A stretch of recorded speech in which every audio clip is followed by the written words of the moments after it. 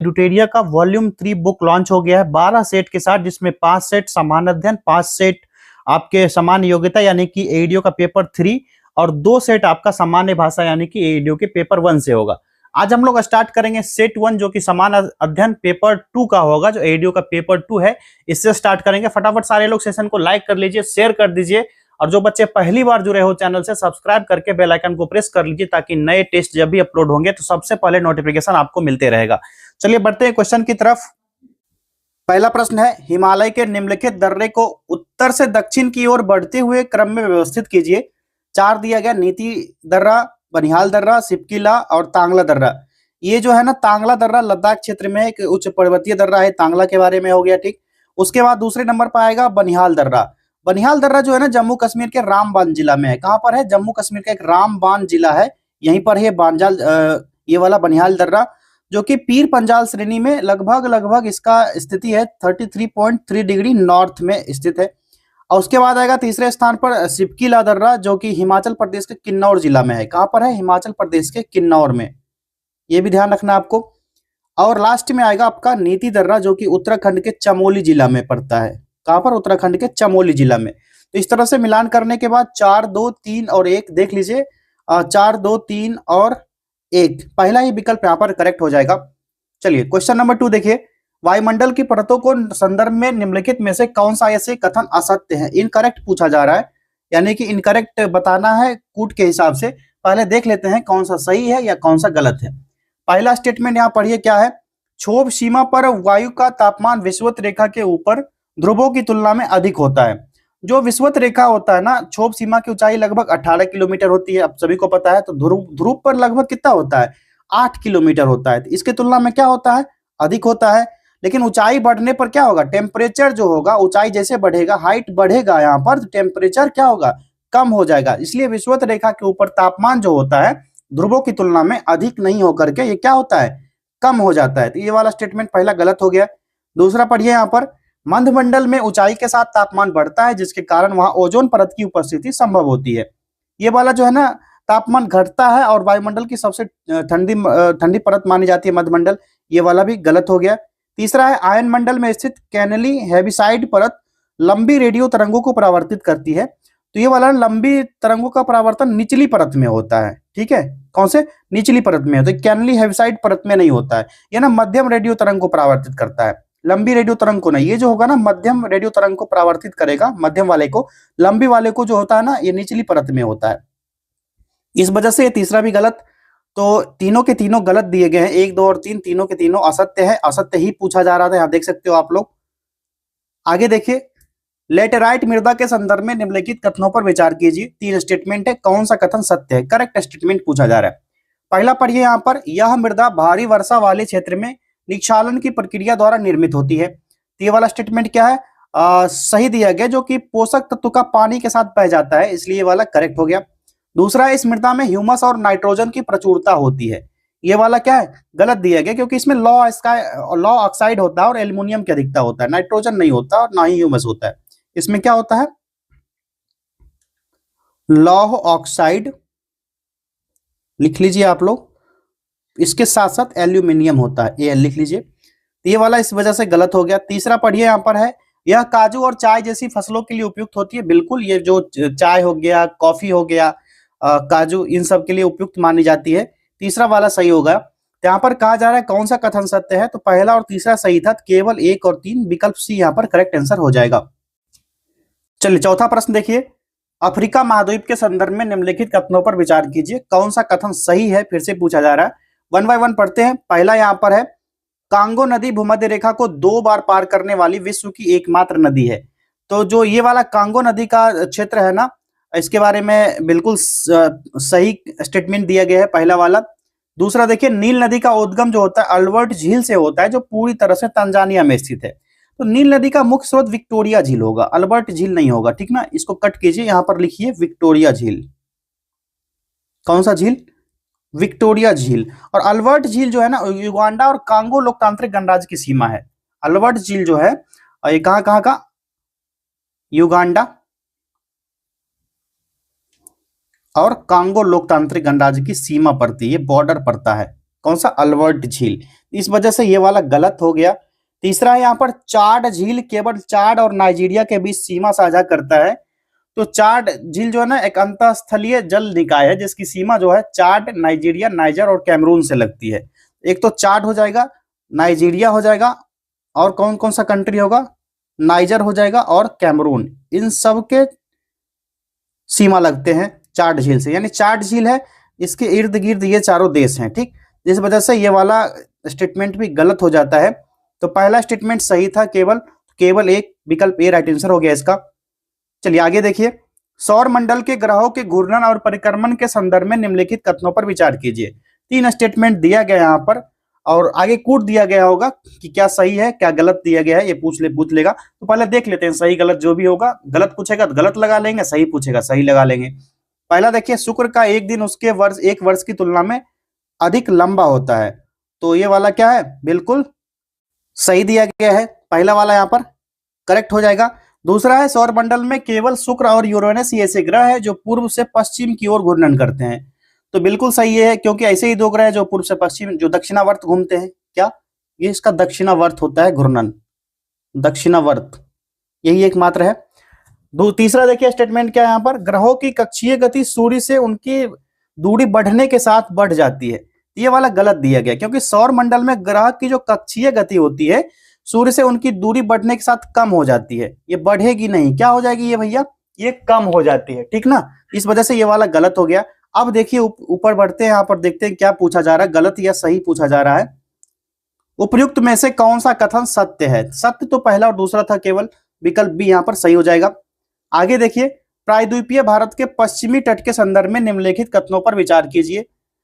यहाँ पर 3 स्टेटमेंट है, कौन सा कथन सत्य है। पहला है, पश्चिमी घाट एक वास्तविक पर्वत श्रेणी ना होकर प्रायद्वीपीय पठार का एक भ्रंश कगार है। बिल्कुल सही दिया गया है। जो पश्चिमी घाट है ना, वास्तव में हिमालय की तरफ वलित पर्वत नहीं है।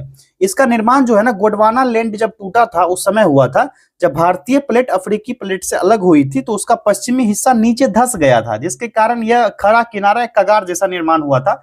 ये भ्रंश कगार है, बिल्कुल सही दिया गया पहला। दूसरा, यहाँ पर पश्चिमी घाट की ऊंचाई उत्तर से दक्षिण की ओर घटती जाती है। तो जो पश्चिमी घाट की ऊंचाई उत्तर से दक्षिण की ओर घटेगी नहीं, ये बढ़ेगी, ठीक है। यहाँ पर बढ़ती जाती है होनी चाहिए, क्योंकि केरल तमिलनाडु की ओर जाने पर पहाड़ी की ऊंचाई ना काफी अधिक हो जाती है, और नॉर्थ में औसतन ऊंचाई जो माना जाता है ना 900 से 1200 मीटर तक माना जाता है ऐसा, और साउथ में इसकी ऊंचाई कितनी होती है, 2000 मीटर होती है, जिस वजह से ये वाला गलत हो गया, ठीक। तीसरा है, अनाईमुडी जो दक्षिण भारत की सबसे ऊंची चोटी है, नीलगिरी पहाड़ियों में स्थित है। तो अनाईमुडी दक्षिण भारत की सबसे ऊंची चोटी है, ये बात तो सही है, लेकिन नीलगिरी पहाड़ी में नहीं बल्कि अनामलाई पहाड़ी में है। कौन सी पहाड़ी, अनामलाई, अनामलाई पहाड़ी में स्थित है, इस वजह से ये वाला भी गलत हो गया। पहला स्टेटमेंट ही सत्य था सिर्फ, केवल एक राइट आंसर हो गया विकल्प पे। आगे देखिए, कैस्पियन सागर की सीमा निम्नलिखित में से किस देश के साथ नहीं लगती है। किसके साथ नहीं लगेगी ये बताना है। तो कैस्पियन सागर दुनिया का सबसे बड़ा खारे पानी का झील है, सबसे बड़ा खारे पानी का झील है, ठीक, कैस्पियन सागर।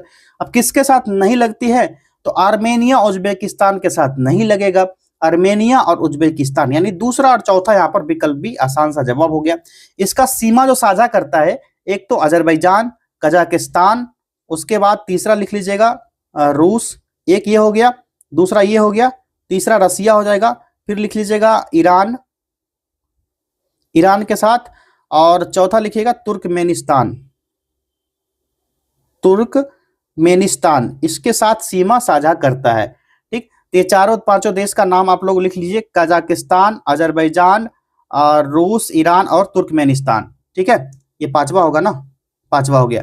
इन सारे कंट्रीज के नाम आपको याद रहेंगे तो ठीक है, क्योंकि ईरान में अभी युद्ध चल रहा है मामला, तो कैस्पियन सागर के बारे में पूछा जा सकता है, हॉर्मुज स्ट्रेट के बारे में पूछा जा सकता है, तो इन सब के लिए आप लोग रेडी रहिए। आगे देखिए, महासागरीय जल की लवणता के संदर्भ में निम्नलिखित कथनों पर विचार कीजिए। कौन सा कथन सत्य है ये पूछा जा रहा है। पहले देख लेते हैं स्टेटमेंट कौन कौन सा क्या कैसे है। पहला देखिए, ध्रुव से भूमध्य रेखा की ओर जाने पर समुद्र की सतह की लवणता लगातार बढ़ती जाती है। तो लवणता जो होगी ध्रुव से भूमध्य रेखा की ओर जाने पर लगातार नहीं बढ़ती है। हालांकि ध्रुव पर जो है बर्फ पिघलेगा और कम बाष्पीकरण के कारण लवणता सबसे कम होती है, लेकिन भूमध्य रेखा पर पहुंचने पर उष्णकटिबंधीय क्षेत्र जो होते हैं ना 20 डिग्री से 30 डिग्री अक्षांश में, तो लवणता अपने ऊंचाई स्तर पर उच्चतर स्तर पर पहुंच जाती है और भूमध्य रेखा के पहुंचने पर यह थोड़ी सी कम हो जाती है। ठीक है, तो बढ़ती नहीं जाएगी, थोड़ी थोड़ी ना लो होती जाएगी। इस वजह से ये वाला गलत हो गया पहला स्टेटमेंट। दूसरा है उच्चतम लवणता भूमध्य रेखा पर पाई जाती है क्योंकि वहां वाष्पीकरण की दर सर्वाधिक होती है। तो यहाँ पर दूसरा स्टेटमेंट जो दिया गया ये वाला सही है गलत दिया गया भैया बताओ? तो ये वाला स्टेटमेंट भी बिल्कुल गलत दिया गया है। ठीक है, क्योंकि भूमध्य रेखा पर तापमान बहुत अधिक होगा लेकिन उच्चतम लवणता नहीं पाया जाएगा। इसके क्या क्या रीजन हो सकते हैं? पहला बात, लवणता ज्यादा नहीं होने का, वहां पर वर्षा जो बहुत मात्रा में होती है, जो प्रतिदिन भारी संवहनीय वर्षा होती है वहां पर, तो समुद्र में ताजा पानी मिलते रहता है, नदी का जल मिलता है, जो अमेजन कांगो जैसी बहुत बड़ी बड़ी नदियां हैं उस क्षेत्र में इसी समुद्र में गिरती है, तो लवणता क्या होती है? कम होते जाएगी। जैसे मीठा पानी गिरेगा लवणता का स्तर जो होगा कम होते जाएगा। आर्द्रता जो होती है उच्च होती है, हवा में नमी अधिक होने के कारण वाष्पीकरण की दर जो होती है उतनी प्रभावी नहीं रह पाती है जितनी कि उस उपोष्ण कटिबंधीय उच्च दाब वाले क्षेत्र में होते हैं, जैसे मरुस्थलीय अक्षांश में होती है। इस वजह से ये वाला भी गलत हो गया। तीसरा है हेलोक्लाइन वह क्षेत्र है जहां गहराई के साथ लवणता में तीव्र परिवर्तन आता है। ये वाला बिल्कुल सही दिया गया स्टेटमेंट तीसरा का, तो ये तीसरा ही केवल सही है, तो केवल 3 सत्य हो जाएगा, विकल्प बी। अगला क्वेश्चन देखिए, भारत में लौह अयस्क के वितरण के संदर्भ में निम्नलिखित कथनों पर विचार कीजिए। क्वेश्चन नंबर 9 है। पहला, यहाँ पर भारत में पाए जाने वाला अधिकांश लौह अयस्क मैग्नेटाइट प्रकार का है, तो ये अयस्क जो होगा ना अधिकांशतः हेमेटाइट प्रकार का होता है। कौन सा? हेमाटाइट होता है या हेमेटाइट होता है। ठीक है, ये मैग्नेटाइट नहीं होता है, इस वजह से ये गलत हो गया। दूसरा है कुद्रेमुख खाने कर्नाटक में स्थित है, यहाँ से अयस्क का निर्यात मंगलौर बंदरगाह से किया जाता है। अभी देखिए एक न्यूज आया था, जो चाइना जा रहा था, रसिया से कुछ क्रूड ऑयल जा रहे थे चाइना, तो चाइना ना जाकर के रसिया अपना मित्रता निभाते हुए भारत की तरफ मोड़ दिया। ये अमेरिकी डाटा ऐसा कह रहा है और ये मंगलौर बंदरगाह पर ही आएगा। अगर ऐसा क्वेश्चन बनेगा तो आप लोग टिक कर लेना। ये जानकारी मैं आपको बता रहा हूं, ये 19 मार्च की जानकारी है जब ये चीज न्यूज में आया है। तो ये वाला का यहाँ पर स्टेटमेंट है, बिल्कुल सही दिया गया है। तीसरा, बैलाडीला खाने अपनी उच्च गुणवत्ता वाले हेमेटाइट के लिए प्रसिद्ध है, ये भी बिल्कुल सही दिया गया है बैलाडीला के बारे में। ठीक है, तो ये बैलाडीला कहाँ है? तो बैलाडीला खान जो होगा छत्तीसगढ़ का दंतेवाड़ा जिला पड़ता है, दंतेवाड़ा छत्तीसगढ़ का है। यहाँ पर हेमेटाइट बहुत ज्यादा पाया जाता है, तो इस वजह से ये सही हो जाएगा। तो दूसरा और तीसरा करेक्ट होगा, करेक्ट ही पूछा जा रहा, तो केवल 2 और 3, विकल्प बी यहाँ पर सही जवाब है। अगला प्रश्न है, स्थानीय पवनों और उनके क्षेत्रों के निम्नलिखित युग्मों पर विचार कीजिए। 4 स्टेटमेंट यहाँ पर दिए गए हैं, कौन सा युग्म गलत है पूछा जा रहा है। तो यहाँ पर देखिए फान जो होगा आल्प्स पर्वत का भाग होगा, तो जो फान होता है ना आल्प्स पर्वत के ढाल पर चलने वाली गर्म हवा होती है, ये वाला क्या है? बिल्कुल सही दिया गया है। दूसरा है खमसीन, ये मिस्र की है, मिस्र में चलने वाली ये भी गर्म पवन है। कौन सी है? ये गर्म पवन है। ठीक, ये भी गर्म हवा है। ठीक है, सारे ध्यान रखना। मिस्ट्रल जो होगा सहारा मरुस्थल, ये वाला भी बिल्कुल, ये ना ठंडी शुष्क पवन है। मिस्ट्रल जो होगा ना ठंडी पवन है, ठंडी या शुष्क हो जाएगी। ठीक ना, ठंडी शुष्क पवन जो आल्प्स पर्वत से फ्रांस की और भूमध्य सागर की ओर चलती है, सहारा मरुस्थल का पवन नहीं है ये। ठीक है, कहां से कहां तक चलती है? फ्रांस की भूमध्य सागर से चलती है, सहारा मरुस्थल की नहीं होगी, तो ये वाला गलत हो गया। चिनूक रॉकी पर्वत, ये वाला सही है, यूएसए रॉकी पर्वत है ना यूएसए में, वहां पर जिसको ना स्नो ईटर भी कहा जाता है। चिनूक को ना स्नो ईटर नाम से भी जाना जाता है, स्नो ईटर। ठीक है, तो ये वाला भी सही दिया गया बिल्कुल, केवल तीसरा गलत था युग्म, विकल्प भी यहाँ पर राइट हो जाएगा। आगे देखिए, निम्नलिखित में से कौन सा युग्म समान विमीय सूत्र नहीं रखता है? कौन सा होगा समान विमीय सूत्र जो नहीं रखेगा? तो ये हो जाएगा तनाव और पृष्ठ तनाव। तो ये किसी भौतिक राशि का विमीय सूत्र ये दर्शाता है कि उसमें कौन सी मूल राशियां, जैसे कि द्रव्यमान हो गया, ठीक, लंबाई हो गया, टाइम यानी कि समय हो गया, किस घात में सम्मिलित होगा, तो इसलिए होता है। तो कार्य और ऊर्जा दोनों का विमीय सूत्र अगर पूछा जाए तो क्या हो जाएगा? ml स्क्वायर t पर पावर -2, ये हो जाएगा। तनाव और पृष्ठ तनाव, विकल्प सी सही जवाब है। आगे देखिए, एक समान वृत्ताकार गति के संबंध में निम्नलिखित कथनों पर विचार कीजिए। ठीक, यहाँ पर 3 स्टेटमेंट है, कौन सा ऐसे सही दिए गए हैं? पहला है गति की चाल नियत रहती है, बिल्कुल सही है। एक समान वृत्ताकार गति में अगर कण समान समय अंतराल में समान दूरी तय करता है तो इसकी चाल नहीं बदलेगी, ये वाला सही है।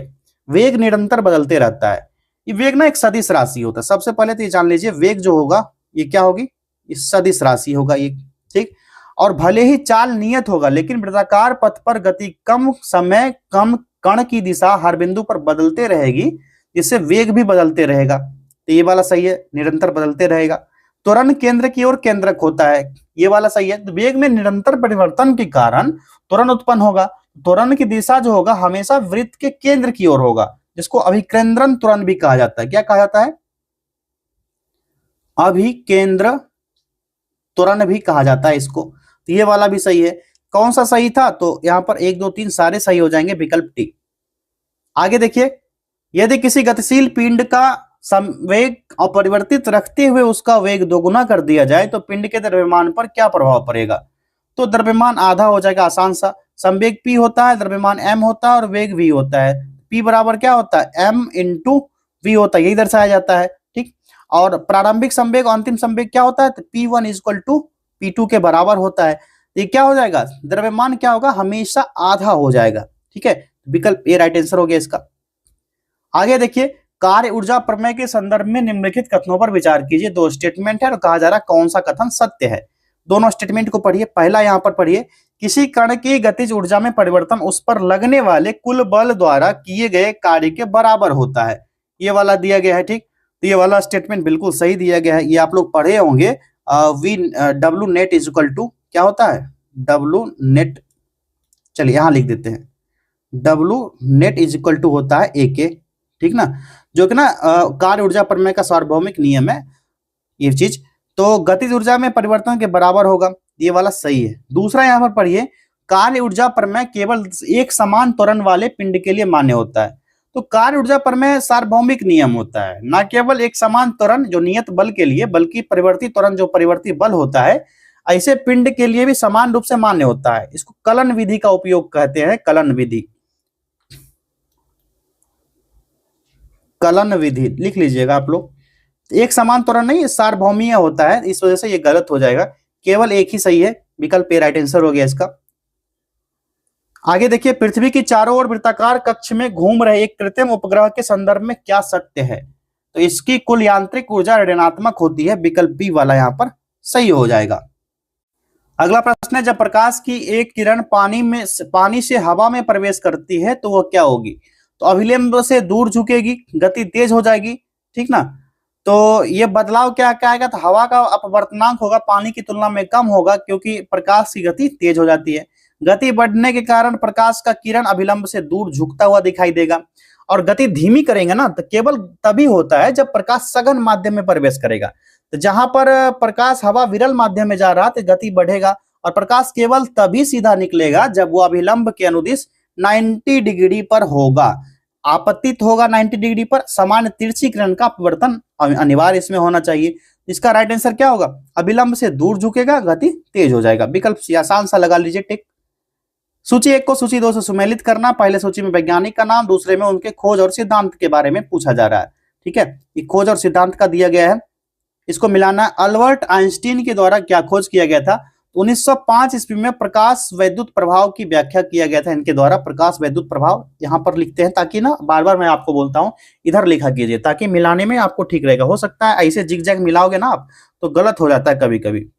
ठीक, और ये कब खोज किया गया था? 1905 ईस्वी में। प्रकाश वैद्युत प्रभाव 1905 ईस्वी में। ठीक ना। दूसरा है नील्स बोर का, तो ये क्वांटम सिद्धांत का उपयोग किया था। हाइड्रोजन परमाणु की संरचना, स्पेक्ट्रा की व्याख्या किया गया था। तो ये चौथा वाला हो जाएगा।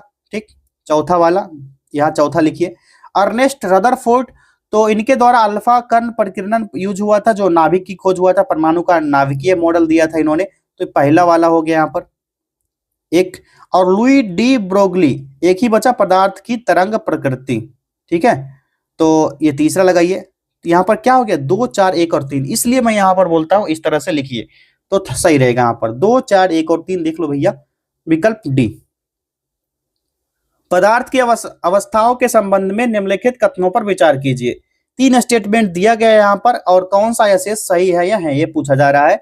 देखिए यहाँ पर क्या क्या है। पदार्थ की 3 अवस्थाएं अंतर आणविक बलों और अणुओं के तापीय ऊर्जा के बीच संतुलन का परिणाम होता है।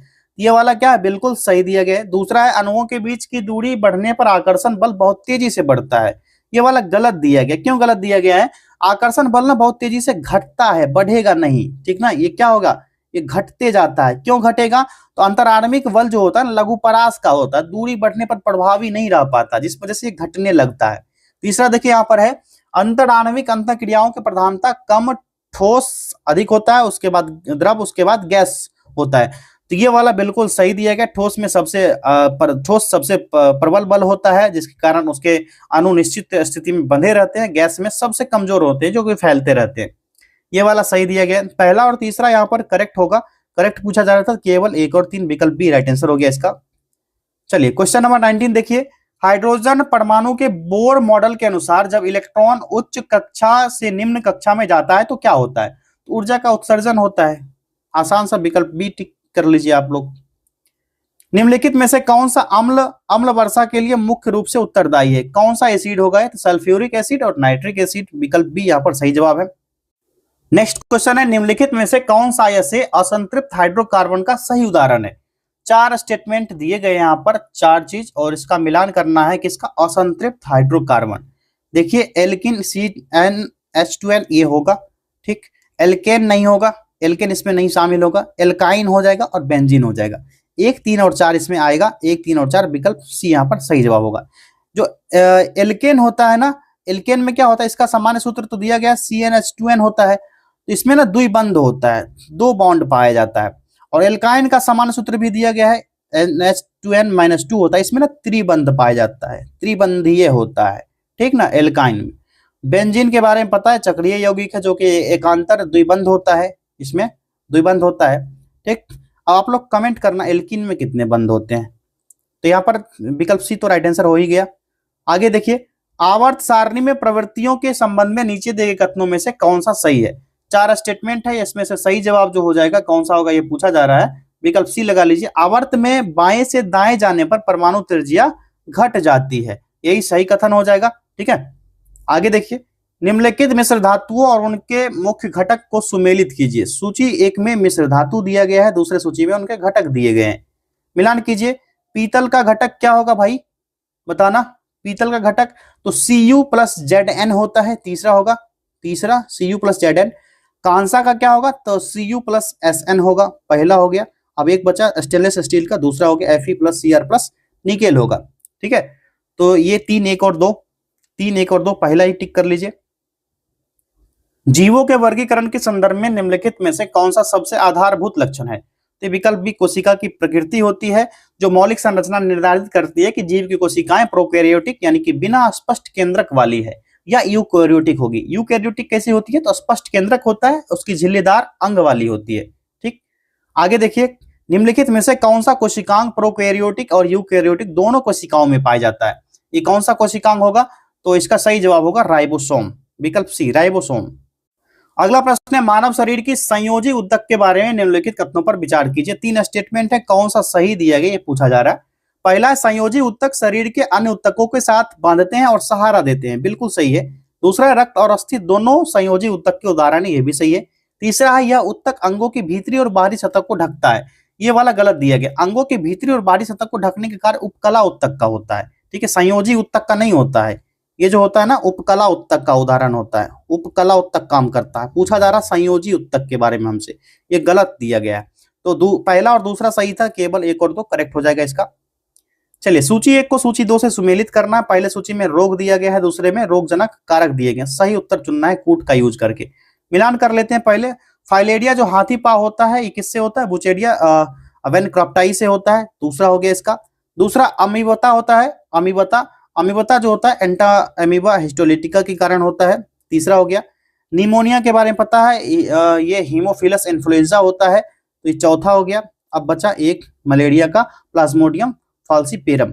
ये हो गया 2, 3, 4 और 1, 2, 3, 4 और 1 पहला ही विकल्प यहाँ पर सही जवाब है। अगला देखिए, अनुवांशिकता के आणविक आधार के संदर्भ में निम्नलिखित कथनों पर विचार कीजिए। 3 स्टेटमेंट कौन सा कथन सही है? पहला पढ़िए, यहाँ पर डीएनए की संरचना एक डबल हेलिक्स होती है जो न्यूक्लियोटाइड से बनी होती है, बिल्कुल सही दिया गया है ना। द्विकुंडलित होती है, डबल हेलिक्स होता है, न्यूक्लियोटाइड होता है, 2 लंबी श्रृंखला से बना होता है। दूसरा देखिए यहाँ पर है, जीन गुणसूत्रों पर आधारित स्थित होते हैं जो माता पिता से संतान में लक्षण स्थानांतरित करते हैं, ये वाला भी सही दिया गया है। माता पिता से उनकी संतान में शारीरिक मानसिक लक्षण का स्थानांतरण होता है, सही है। तीसरा यहाँ पढ़िए, आरएनए डीएनए के निर्देश से प्रोटीन बनने में मदद करता है। तीसरा वाला यहाँ पर, तो जो राइबो न्यूक्लिक एसिड होता है मुख्य रूप से प्रोटीन संश्लेषण में हेल्प करता है और डीएनए की आनुवंशिक निर्देश को लेकर राइबोसोम तक पहुंचाता है, जहां इन निर्देश के आधार पर प्रोटीन का निर्माण होता है। तो क्या डीएनए से प्रोटीन बनेगा, डीएनए से क्या बनेगा, आरएनए, और आरएनए से जाकर के फिर क्या बनेगा, ये प्रोटीन बन जाएगा। तो ये वाला भी यहाँ पर क्या है, सही दिया गया। तीनों के तीनों यहाँ पर स्टेटमेंट सही दिए गए थे, 1 2 3 विकल्प डी करेक्ट आंसर हो गया इसका। आगे देखिए, निम्नलिखित पादप रूपांतरणों पर विचार कीजिए। पहला है आलू। आलू का कंद एक रूपांतरित भूमिगत तना है जिसमें आंखें कलिकाएं होती है, जो तने की विशेषता है और नए पौधों में विकास में मदद करती है। ठीक है, कौन सा रूपांतरित तना है, तो ये वाला तो होगा ही, पहला हो जाएगा। दूसरा अदरक प्रकंद जो होता है, तो अदरक जो होता है एक रूपांतरित भूमिगत है, ये वाला भी हो जाएगा। गाजर मूसल जरा, तो गाजर मूसल जरा नहीं होगा क्योंकि एक रूपांतरित जड़ है, तना नहीं है। मूसला जड़ है, तना नहीं है। यहाँ पर क्या पूछा जा रहा है, पादप रूपांतर जिसमें तना होगा, रूपांतरित तना का पूछा जा रहा है। प्याज सल्कंद, प्याज भी एक रूपांतरित भूमिगत तना संरचना है, ये वाला भी होगा। पहला, दूसरा और चौथा यहाँ पर होगा विकल्प बी। आगे देखिए, निम्नलिखित में से कौन सी ग्रंथि अंतःस्रावी और बहिःस्रावी दोनों रूप में कार्य करती है, यह हो गया अग्न्याशय, अग्न्याशय विकल्प सी। चलिए अब हिस्ट्री के क्वेश्चन है यहाँ पर है, रंपा विद्रोह 1922 से 24 ईस्वी में निम्नलिखित कथनों पर विचार कीजिए। 3 स्टेटमेंट है, कौन सा कथन सही है ये पूछा जा रहा है। पहला यहाँ पर देखिए, इसका नेतृत्व अल्लूरी सीताराम राजू ने किया था, ये वाला सही है गलत है, तो रंपा विद्रोह डेट भी दिया गया है और अल्लूरी सीताराम राजू के द्वारा ही किया गया था। स्थानीय लोग जो मनियम वीरुडू थे, जो जंगल के नायक कहे जाते थे, इसको कहा जाता था वहां के भाषा में मनियम वीरुडू। इसका मतलब होता है जंगल का नायक, जंगल का नायक, हीरो ऑफ द फॉरेस्ट। ठीक, ये वाला स्टेटमेंट सही है। दूसरा है, यह विद्रोह मद्रास प्रेसिडेंसी के पहाड़ी क्षेत्र में आदिवासियों के शोषण के विरुद्ध था, ये वाला भी स्टेटमेंट बिल्कुल सही दिया गया। तीसरा है, यह विद्रोह अहिंसा के सिद्धांत पर आधारित था और इसमें हथियार का उपयोग नहीं हुआ था। विद्रोह मुख्य रूप से मद्रास प्रेसिडेंसी के गोदावरी क्षेत्र में हुआ था और यहाँ पर क्या हुआ था, मद्रास वन अधिनियम 1882 पारित हुआ था, जहां पर जो पोडू झूम खेती होता था ना, पोडू वहां का कहलाता है, उस पर रोक लगा दिया गया था और वहां के लोग को ना जंगल से बेदखल कर दिया गया था। तो अल्लूरी सीताराम राजू गांधी जी के विचार असहयोग आंदोलन से बहुत प्रभावित हुए थे, खादी वस्त्र पहनते थे, शराब छोड़ने की सलाह देते थे, लेकिन मानना था कि भारत केवल सशस्त्र बल यानी कि हिंसा से ही आजाद हो सकता था। ये गांधी जी की तरह अहिंसावादी नहीं थे, ये हिंसा पर भी भरोसा करते थे, इस वजह से हिंसा का यूज हुआ था इसमें, अहिंसा का यूज नहीं, हिंसा का, और सशस्त्र विद्रोह था। तो हथियार का उपयोग नहीं होगा, तो इसमें होगा सशस्त्र विद्रोह, यानी विद्रोह होगा शस्त्र के साथ, ये वाला गलत हो गया। कौन सा कथन सही है, पहला और दूसरा सही था, केवल एक। निम्नलिखित असर्शन कारण पर विचार करें, कथन कारण पर विचार करें। यहां पर कथन दिया गया है, क्या है, लॉर्ड रिपन को भारतीय स्थानीय स्वशासन का पिता कहा जाता है, असर्शन सही है। रीजन, तो उन्होंने 1881 में भारत में पहली नियमित जनगणना शुरू करवाई, रीजन भी सही दिया गया, बिल्कुल सही दिया गया है। लेकिन यहाँ पर रीजन जो है ना, असर्शन की सही व्याख्या नहीं है, यहाँ पर कोई मेल नहीं खाता। स्थानीय स्वशासन अलग है, नियमित जनगणना का बात अलग है, दोनों अलग अलग है। तो असर्शन रीजन जो होगा असर्शन का सही व्याख्या नहीं होगा, विकल्प भी यहाँ पर सही होगा। असर्शन और रीजन दोनों सही है, लेकिन रीजन असर्शन की सही व्याख्या नहीं की गई है। आगे देखिए, निम्नलिखित में से कौन सा युग्म सही सुमेलित नहीं है, इसमें से कौन सा सही सुमेल नहीं है ये बताना आप लोग को। तो देख लीजिए कौन सा होगा, अहोम टीटू मीर। अहोम विद्रोह ना कब हुआ था, ये हुआ था 1828 में, और कहाँ हुआ था, ये असम में हुआ था। इसका नेतृत्व ना गोमधर कोंवर ने किया था, टीटू मीर ने नहीं ने, इसका नेतृत्व गोमधर होगा, गोमधर कोंवर ने किया था, ठीक ना, कोंवर। चलिए फिर से लिख देते हैं थोड़ा सा, गोमधर कोंवर के द्वारा किया गया था इसका। तो ये वाला यहाँ पर सुमेलित नहीं था, ये वाला, तो यही वाला इसका राइट आंसर हो गया। आगे देखिए, कैबिनेट मिशन 1946 के संदर्भ में विचार करें। 3 स्टेटमेंट है, कौन सा ऐसे सही है या है ये बताना आप लोग को।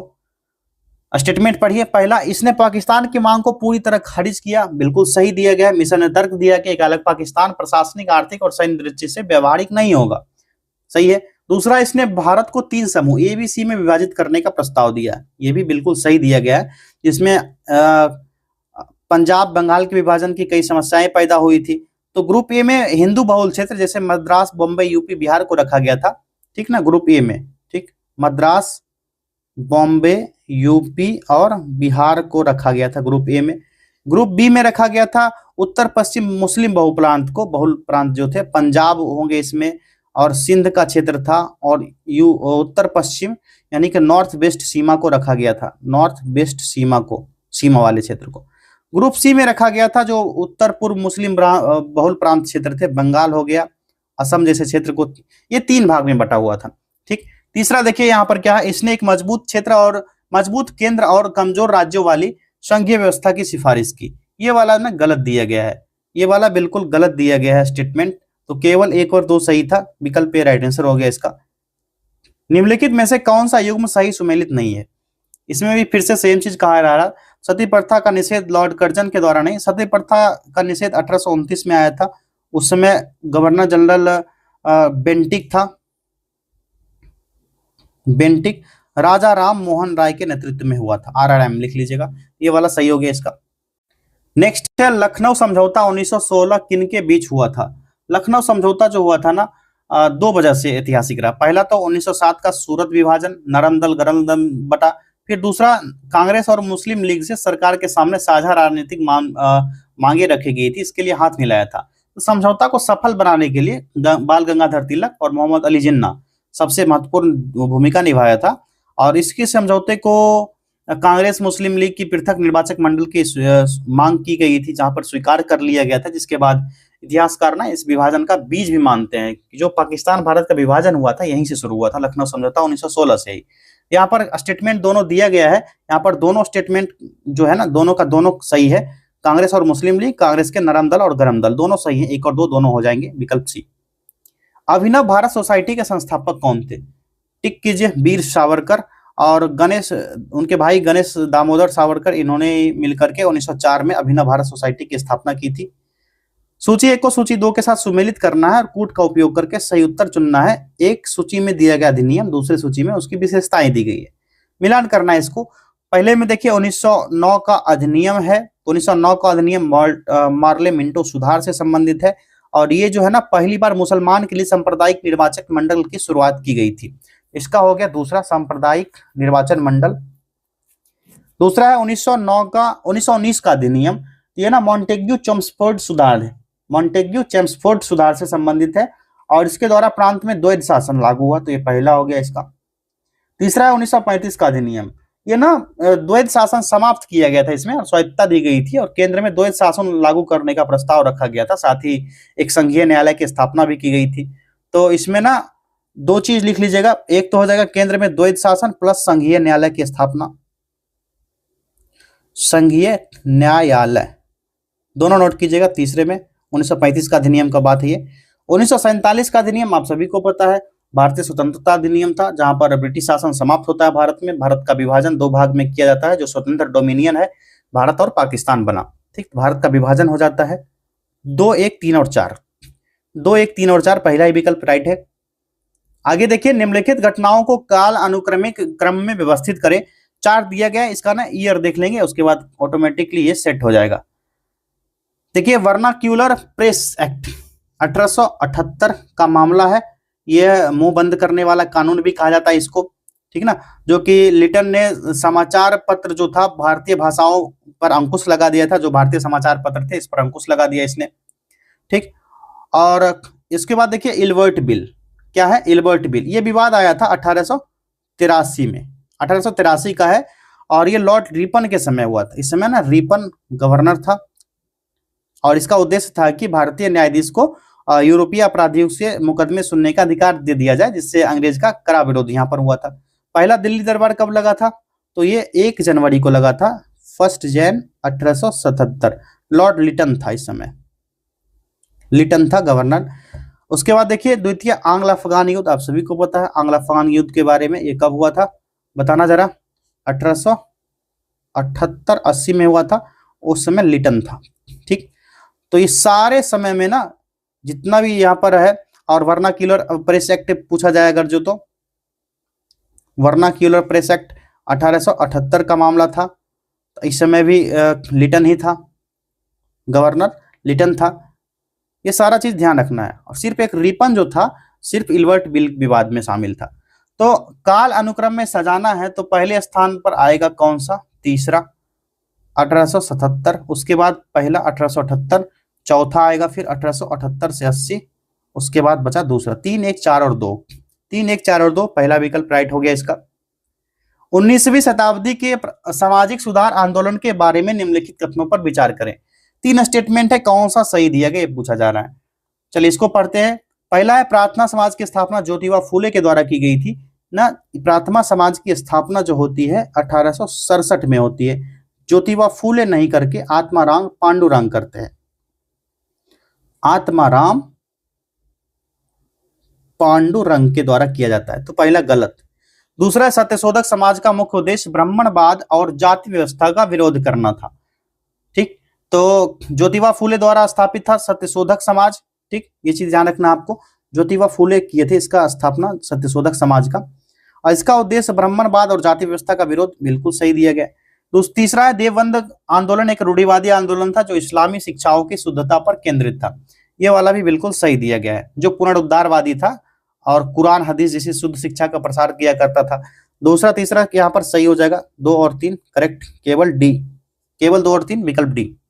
आगे देखिए, निम्नलिखित कथन और कारण पर विचार कीजिए। असर्शन दिया गया, रीजन दिया गया। असर्शन यहाँ पर है राजा महेंद्र प्रताप ने प्रथम विश्व युद्ध के दौरान काबुल में भारत की पहली अस्थायी सरकार बनाई थी। असर्शन सही है। रीजन है फ्रांस ने इस सरकार को मान्यता और समर्थन प्रदान किया, ना बाबा नहीं दिया था, गलत हो जाएगा, ठीक ना। और ये अस्थायी सरकार 1915 में बना था। असर्शन सही है, रीजन गलत है, विकल्प सी। निम्नलिखित युग्मों पर विचार कीजिए, प्राचीन शब्दावली का अर्थ क्या होगा, इस अकॉर्डिंग देखना है कौन सा युग्म, कितने युग्म सही सुमेलित है इसमें से, ठीक ना। 3 दिया गया ना, 3 में से कौन कौन सा सही है ये बताना है। अग्रहार जो था तो ये ना प्राचीन मध्यकालीन में अग्रहार वो भूमि हुआ करता था जो ब्राह्मण को दान दिया जाता था, ठीक ना कि मुख्य रूप से मंदिर में यह भूमि पूरी तरह से कर मुक्त होती, टैक्स फ्री होता था। ठीक, विष्टि जो होता था यहाँ पर विष्टि दिया गया, ये ना जबरन श्रम या बेगार का एक रूप हुआ करता था, ये वाला सही है। अगला है घटिका, ये ना पल्लव राजवंश जो था ना, पल्लव काल, तो यहाँ पर घटिका उच्च शिक्षा का महत्वपूर्ण केंद्र था, ये वाला भी सही है यहाँ पर। ठीक है, तो केवल 2 ही युग्म सही है। ये भूमि मुक्त दान दिया जाता था, मंदिरों को नहीं, किसी को भी दिया जाता था। अग्रहार जो कि ब्राह्मण को दान दिया जाता था, सिर्फ मंदिर को ही नहीं, ये वाला तो गलत हो गया। दूसरा और तीसरा यानी 2 युग्म ही सही है, केवल 2 युग्म। देखिए इस तरह से क्वेश्चन पूछ देगा, दूसरा तीसरा ना देगा, एकदम बिल्कुल यूपीएससी वाला पैटर्न है ये। ऋग्वैदिक काल की राजनीतिक संरचना के संदर्भ में कौन सा कथन असत्य है, इनकरेक्ट स्टेटमेंट कौन सा होगा इसमें से। विकल्प बी होगा, राजा का पद पूर्णतः वंशानुगत था और उसे हटाने का कोई प्रावधान नहीं था, ये वाला गलत है, क्योंकि ऋग्वैदिक काल में राजा का पद आमतौर पर वंशानुगत तो होता था लेकिन निरंकुश नहीं होता था। राजा का चुनाव अक्सर कबीला जो विश के लोग होते थे ना, कबीला यानी जो विश होता था इसके लोग ही मिलकर के करते थे।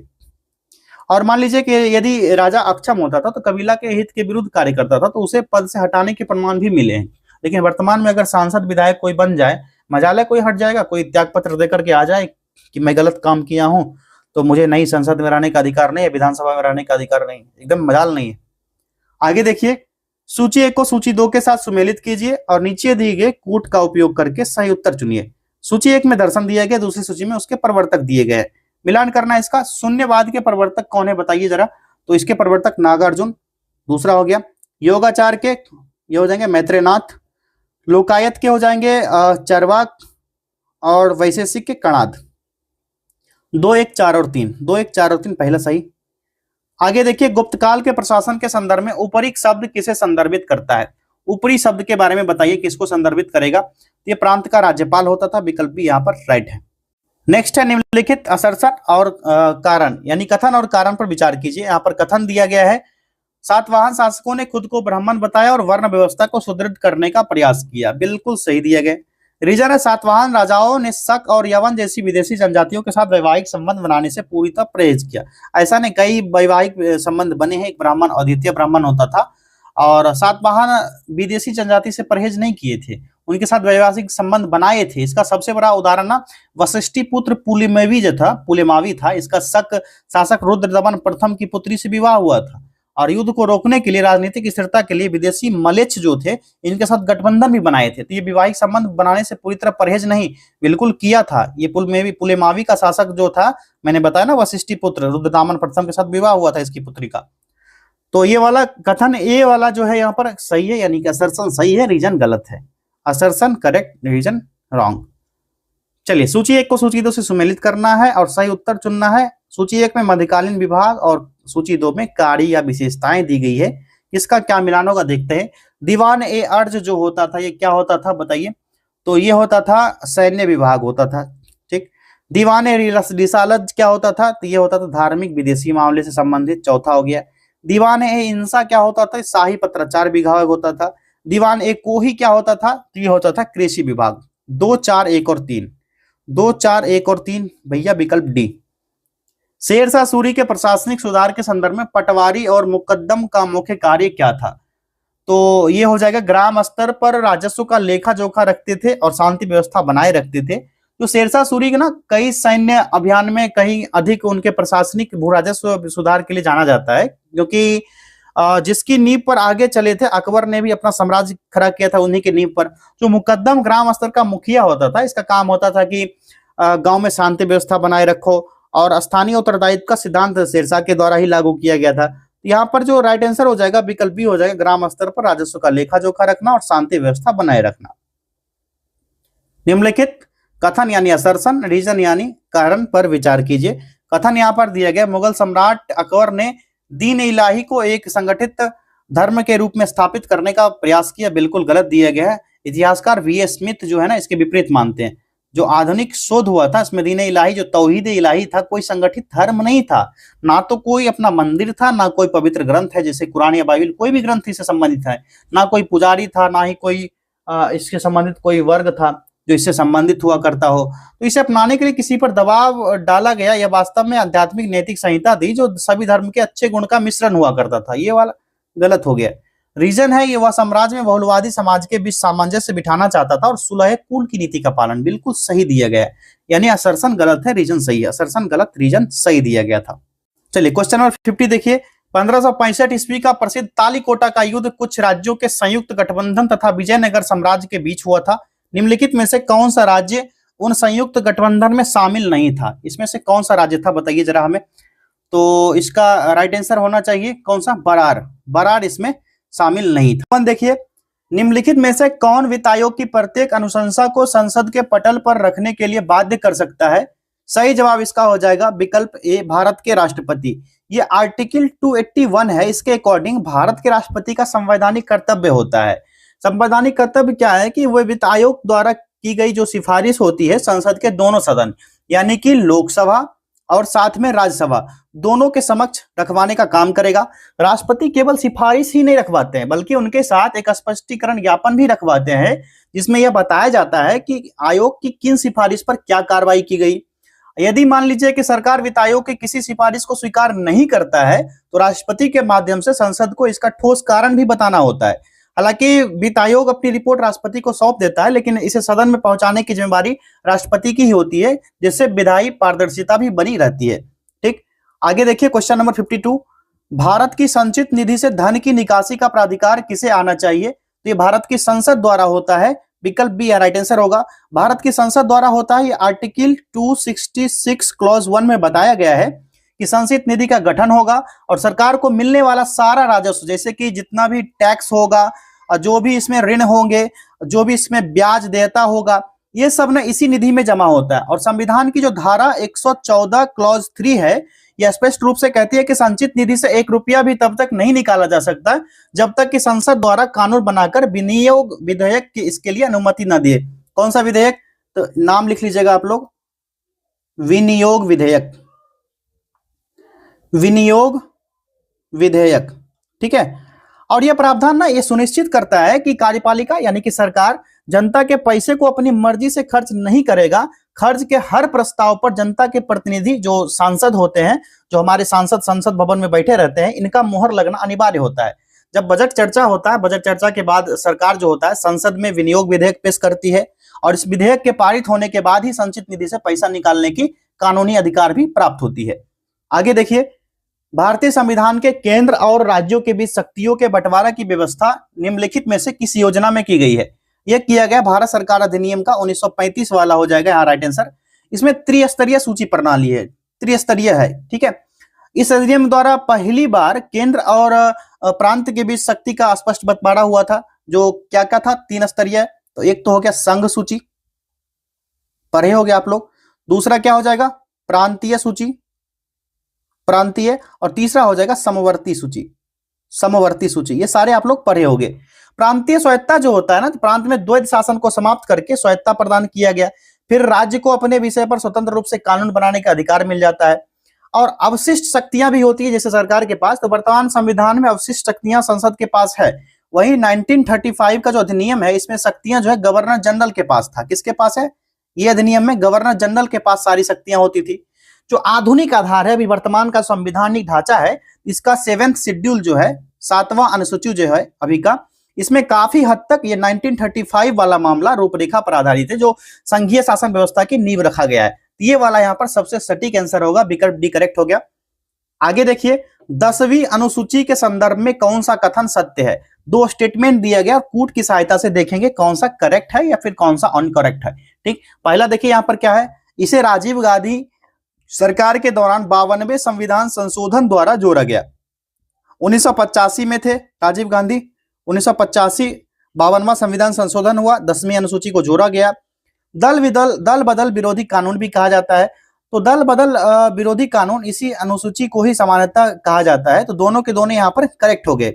इसका उद्देश्य क्या अगर पूछा जाए कि इसके संदर्भ में अगर उद्देश्य दे दिया जाए, 1-2 स्टेटमेंट बढ़ा दिया जाए, तो मान लीजिए कि जो निर्वाचित प्रतिनिधि होते हैं, यानी कि सांसद विधायक दोनों के बारे में बात हो रही है, इनके द्वारा व्यक्तिगत लाभ के लिए अपनी मूल पार्टी को छोड़कर दूसरी पार्टी में जाने की प्रवृत्ति पर रोक लगाने के लिए दल बदल विरोधी कानून लाया गया था, जिसके तहत यदि कोई मान चलिए सदस्य है, चाहे सांसद हो चाहे विधायक हो, सदन में पार्टी के निर्देश के विरुद्ध मतदान करता है, तो उसे सदन की सदस्यता के लिए अयोग्य ठहराया जा सकता है। और अयोग्यता से संबंधित किसी भी विवाद पर अंतिम निर्णय जो होगा सदन के अध्यक्ष या सभापति द्वारा लिया जाएगा। ये चीज ध्यान रखना है। और वर्तमान का जो नियम है, यदि किसी दल का 2/3 सदस्य, कितना 2/3 सदस्य एक साथ किसी अन्य दल में विलय करते हैं, तो उन पर यह कानून लागू नहीं होगा, इसे विलय माना जाता है। और सरकार अगली जिनके पास जाएगा ये चीज, उनका सरकार बन जाता है।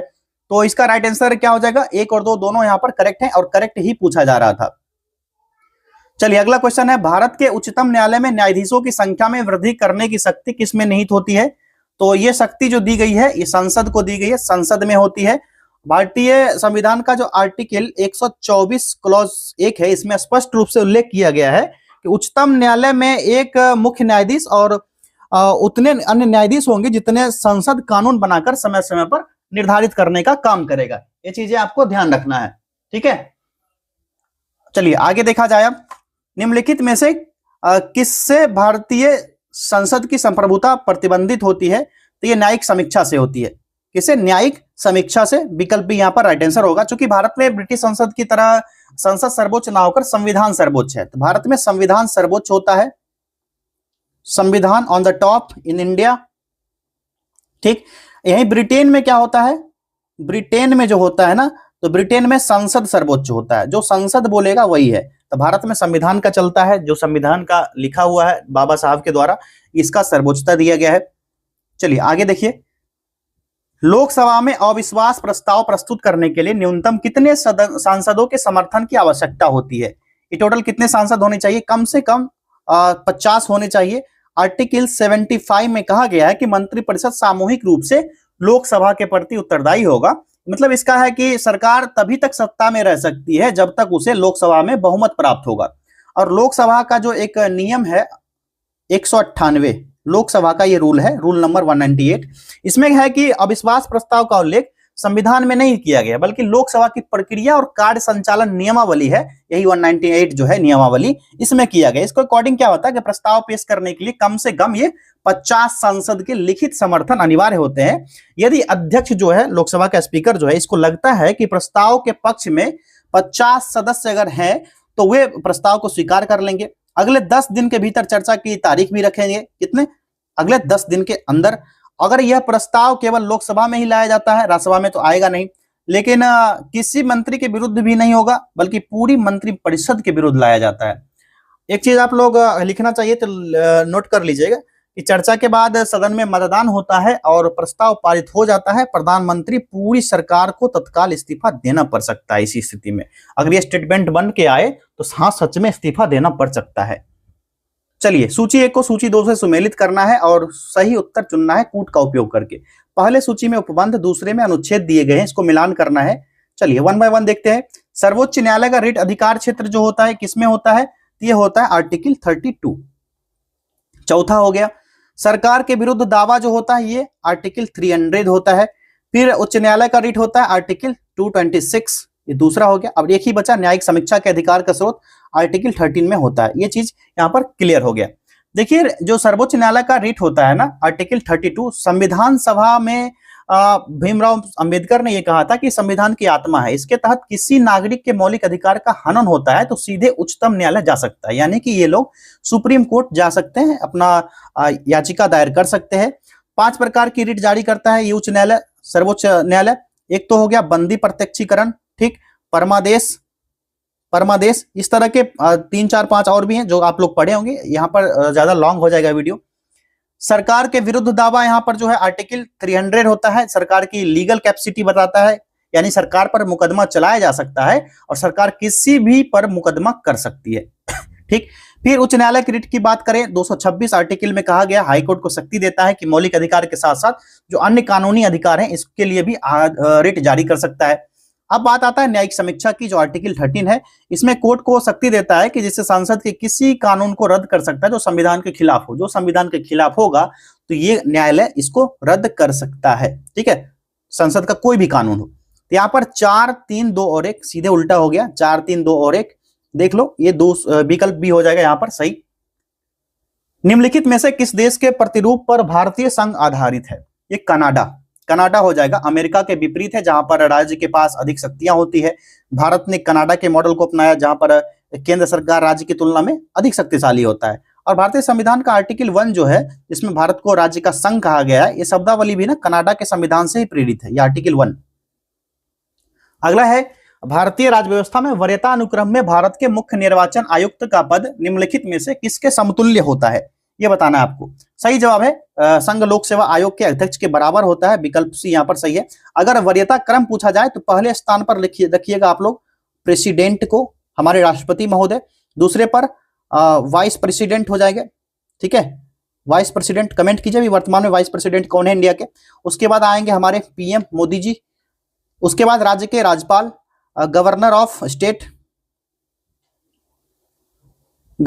स्टेट्स, 5वें पर आएंगे पूर्व राष्ट्रपति, ठीक है, जो एक्स प्रेसिडेंट है ये आ जाएंगे। और 6वें स्थान पर आएंगे उप प्रधानमंत्री, वाइस पीएम। ठीक, 7वें पर अगर रखा जाए तो सीजीआई आएंगे, यानी चीफ जस्टिस ऑफ इंडिया, या फिर लोकसभा के स्पीकर, लोकसभा के जो स्पीकर होते हैं, स्पीकर ऑफ लोकसभा या लोकसभा के अध्यक्ष। जो सीजीआई है और लोकसभा के स्पीकर है यहाँ पर दोनों के समतुल्य होता है, ये दोनों एक बराबर बड़ता में आते हैं, तो ये 7वें स्थान पे हो जाएंगे। ये पूरा क्रम है, क्रम को आप लोग लिख लीजिएगा एक बार। सूची 1 को सूची 2 के साथ सुमेलित करना है यहाँ पर और सही उत्तर चुनना है। पहले सूची में अर्थशास्त्री, दूसरे में उसके सिद्धांत दिए गए हैं, मिलान कीजिए। डेविड रिकार्डो का कौन सा सिद्धांत वर्क करता है, इनका तुलनात्मक लाभ का सिद्धांत हो जाएगा, विकल्प दूसरा है, यहाँ पर 2 लिखिए। जेएम किम्स का हो जाएगा जनरल थ्योरी, तो पहला हो गया, यहाँ पर एक बचा मिल्टन फ्रीडमैन का तीसरा मुद्रावाद। ठीक, 2 1 और 3 दूसरा हो गया यहाँ पर करेक्ट। चलिए आगे देखा जाए। अगला प्रश्न है पूंजीवादी अर्थव्यवस्था में कीमत का निर्धारण किसके द्वारा होता है। ये पूंजीवादी अर्थव्यवस्था की बात है, ये मांग और आपूर्ति द्वारा निर्धारित किया जाता है, विकल्प भी हो जाएगा। यानी कि पूंजीवादी अर्थव्यवस्था जो है इस प्रणाली में कीमत जो होगा बाजार की शक्ति द्वारा तय किया जाता है, सरकार या केंद्रीय बैंक इसमें शामिल नहीं होते। कीमत तंत्र ना ऐसा व्यवस्था हो जाता है जहां खरीदार जैसे कि मांग होता है और विक्रेता यानी आपूर्ति के बीच जो अंतःक्रिया होता है, इससे एक संतुलन निकल के आता है, संतुलित मूल्य निकल कर आता है और न्यूनतम सरकारी हस्तक्षेप होता है। आर्थिक प्रणाली में सरकारी हस्तक्षेप ना के बराबर होता है, जिससे बाजार स्वतंत्र रूप से काम कर पाता है। ये वाला सही हो गया। अगला देखिए, सकल राष्ट्रीय उत्पाद और सकल घरेलू उत्पाद के बीच मुख्य अंतर क्या है। इसके बीच का अंतर हो जाएगा विदेश के प्राप्त शुद्ध कारक आय होते हैं, विकल्प सी यहाँ पर सही है। जो सकल राष्ट्रीय उत्पाद है सकल घरेलू उत्पाद के बीच अंतर विदेश से प्राप्त शुद्ध कारक आय होता है। और सकल घरेलू उत्पाद किसी भी देश की भौगोलिक सीमा के भीतर एक निश्चित समय अवधि, आमतौर पर ये माना जाता है, निश्चित समय अवधि 1 साल का माना जाता है, 1 वर्ष में उत्पादित सभी अंतिम वस्तु सेवाओं का कुल बाजार मूल्य होता है, जिसमें विदेशी द्वारा देश के भीतर अर्जित जितनी भी आय होती है सारे शामिल होंगे। लेकिन विदेश में रहने वाले नागरिक की आय जो होगी इसमें शामिल नहीं होगी। विदेश में जो रह रहे हैं हमारे भारतीय, उनकी आय शामिल नहीं होगी। सकल राष्ट्रीय उत्पाद की बात कही जाए तो सकल राष्ट्रीय उत्पाद किसी देश के समान निवासी, यानी कि वहां के जो नागरिक हैं उनके द्वारा उत्पादित कुल उत्पादन को मापता है, चाहे वह देश के भीतर हो या बाहर, कहीं का भी हो, सबको मापा जाएगा। किसमें? सकल राष्ट्रीय उत्पाद में। ठीक है, तो ये चीज अंतर हो गया सकल राष्ट्रीय उत्पाद और सकल घरेलू उत्पाद के बीच। आप लोग थोड़ा ध्यान से सुनिएगा, एक दो बार रिपीट कर लीजिएगा, आपको याद रहेगा। स्टेटमेंट बन के आएगा तो आप लोग वहां पर गलत मत कीजिएगा। भारत में मुद्रास्फीति लक्ष्यीकरण के लिए किस सूचकांक का उपयोग किया जाता है? ये उपभोक्ता मूल्य सूचकांक होता है, विकल्प बी राइट आंसर हो जाएगा। और भारतीय रिजर्व बैंक ने आरबीआई के द्वारा 2014, ये अप्रैल का महीना था, अप्रैल 2014 में थोक मूल्य सूचकांक के स्थान पर उपभोक्ता मूल्य सूचकांक को मुद्रास्फीति नापने के लिए प्रमुख सूचकांक के रूप में माना था। और भारत सरकार के 4% मुद्रास्फीति लक्ष्य निर्धारित किया, जिसमें कि ±2% की सहनशीलता सीमा, यानी कि 2% से अधिक या 6% से बीच होना चाहिए। 2 से 6% के बीच ये सहनशीलता सीमा होगी, तब जाकर के ये सही रहेगा। आगे देखिए, मांग के नियम के संदर्भ में निम्नलिखित कथनों पर विचार कीजिए। 2 स्टेटमेंट है, कौन सा कथन सही है ये पूछा जा रहा है। देखिए, पहला है अन्य कारक समान रहने पर किसी वस्तु की कीमत और उसकी मांग की मात्रा के बीच सीधा संबंध होता है। तो मांग का नियम केवल वस्तु की कीमत और उसकी मांग मात्रा के विपरीत संबंध बताता है। ये वाला यहां पर क्या हो गया? साफ साफ गलत हो गया। दूसरा है गिफेन वस्तु मांग के नियम का एक अपवाद है, बिल्कुल सही दिया गया है। ये ना इन वस्तु के मामले में अगर कही जाए तो कीमत बढ़ने पर उनकी मांग भी बढ़ जाती है, और सामान्य मांग जो सामान्य मांग होता है इसके नियम के विपरीत काम करता है। ये वाला सही हो गया। तो कौन सा कथन सही है भैया? केवल दूसरा सही है, विकल्प बी राइट आंसर हो गया। आगे देखिए, भारत की पहली विदेश व्यापार नीति कब लागू की गई थी? 1 अप्रैल 1992 का डेट है, विकल्प सी लगा लीजिए। एक्जिम नीति जिसको कहा जाता है, कौन सा नीति? एक्जिम नीति। और यह नीति ना 1992 से लेकर के 97 तक 5 वर्षीय योजना के रूप में तैयार की गई थी। मैंने कल व्हाट्सएप सेशन में सब सारे लोग को बोला था कि 5 वर्षीय योजना पढ़ के आना, 5 वर्षीय योजना पढ़ के आना है। चलिए क्वेश्चन नंबर 67 देखिए, भारत के औद्योगिक लाइसेंसिंग को औपचारिक रूप से किस नीति के तहत काफी हद तक समाप्त कर दिया गया था? कौन सा होगा इसमें बताइए? तो 1991 की औद्योगिक नीति हो जाएगी ये, विकल्प बी वाला। ठीक है, और इस नीति में ना 18 विशिष्ट उद्योग को छोड़कर जो इंपोर्टेंट थे, अन्य सभी के लिए अनिवार्य लाइसेंसिंग प्रणाली को समाप्त कर दिया गया था। सिर्फ 18 को लाइसेंस मिला था। आगे देखिए, नीति आयोग के राष्ट्रीय बहुआयामी गरीबी सूचकांक के अनुसार गरीबी मापने के मुख्य आयाम कितने हैं? ये टोटल 3 आयाम है। 3 आयाम कौन कौन से होंगे? एक तो हो जाएगा स्वास्थ्य, स्वास्थ्य के बाद शिक्षा, इन्हीं 3 बेस पर मापा जाता है। और तीसरा हो जाएगा जीवन का स्तर, जीवन स्तर। इन 3 स्तर पर जो है राष्ट्रीय बहुआयामी गरीबी सूचकांक मापा जाता है। और इसमें 12 संकेतक, अगर संकेतक पूछा जाए तो 12 संकेतक 12 होंगे। तो कौन कौन से संकेतक आएंगे? पोषण आएगा, लिख लीजिए, पोषण आएगा, बाल किशोर मृत्यु दर, मातृ स्वास्थ्य, स्कूली शिक्षा के वर्ष, स्कूल में उपस्थिति, खाना पकाने का ईंधन, स्वच्छता आएगा, पेयजल, बिजली, आवास, संपत्ति, बैंक खाता। ये सब ना 12 संकेतक होंगे इनके। ठीक है, और 3 आयाम होंगे। आयाम पूछेगा 3, संकेतक पूछेगा 12, कंफ्यूज नहीं होना है। और नीति आयोग तभी आएगा जब आप पंचवर्षीय योजना खत्म करोगे, तब जाकर के नीति आयोग के बारे में पढ़ोगे। मैंने कल बता दिया, व्हाट्सएप सेशन और रात के 9 बजे होता है, 9 से 10:30 बजे तक सारे बच्चे इसमें जुड़ते हैं सेशन में। 1.5 घंटे का सेशन चलता है। जिन बच्चों को ज्वाइन करना है, ये हमारा नंबर है 8676934039। आप लोग इसमें मैसेज कर लीजिए, व्हाट्सएप सेशन मुझे ज्वाइन करना है, आप लोग को ऐड कर दिया जाएगा। अगला क्वेश्चन देखिए, वज्जी संघ का वर्णन सर्वप्रथम किस ग्रंथ में मिलता है? यह दिग्ग निकाय होता है। ठीक है, विकल्प सी दिग्ग निकाय, जो प्राचीन विस्तृत वर्णन है बौद्ध ग्रंथ का दिग्ग निकाय, यह महापरिनिर्वाण सूक्त में मिलता है। और इस ग्रंथ में वज्जी संघ की लोकतांत्रिक कार्य प्रणाली के बारे में वर्णन किया गया, जिसमें 7 नियम है, जिसको सत्य अपरिहार्य धम्म कहा गया है। और स्वयं महात्मा बुद्ध ने बताया था इसको। ठीक है, और वज्जी एक संघ था जिसमें कुल 8 शामिल थे, जिसमें लिच्छवी जो सबसे इंपॉर्टेंट था इसमें। ये सारा फैक्ट्स आपको याद रखना है। नेक्स्ट क्वेश्चन है, निम्नलिखित में से बिहार के किस जिले में मक्का का सर्वाधिक उत्पादन होता है? ये पूर्णिया जिला में होता है। विकल्प ए हो जाएगा। पूर्णिया जिला सबसे अग्रणी है। उसके बाद पूर्णिया के बाद अगर पूछा जाए तो पूर्णिया के बाद आएगा कटिहार, कटिहार के बाद आएगा बेगूसराय। बिहार का एक बेगूसराय जिला है, ये तीसरे स्थान पर आएगा मक्का उत्पादन में। और बिहार भारत के अग्रणी राज्य में से एक है जहां पर मक्का उत्पादन ज्यादा होता है। बिहार में पाइराइट के भंडार, कौन सा? पाइराइट के भंडार के संबंध में निम्नलिखित कथनों पर विचार कीजिए। दो स्टेटमेंट है। पहला है रोहतास जिले में पाइराइट का सर्वाधिक भंडार पाया जाता है, बिल्कुल सही दिया गया है। और ये सोन नदी घाटी के पास है। कहां? कौन सा नदी? सोन नदी घाटी।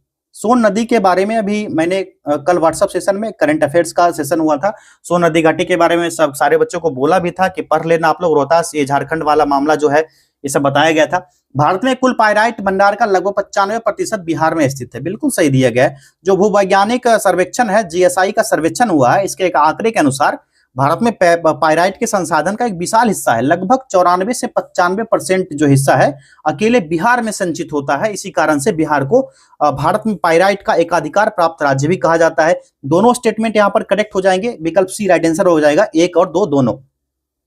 अगला है बिहार में निम्नलिखित प्रशासनिक विभागीय जोड़ों में से किस जोड़े से गंगा नदी नहीं बहती है? नहीं बहती है पूछा जा रहा है। तो कोसी मगध का जोड़ा जो है इसमें गंगा नदी नहीं बहती है।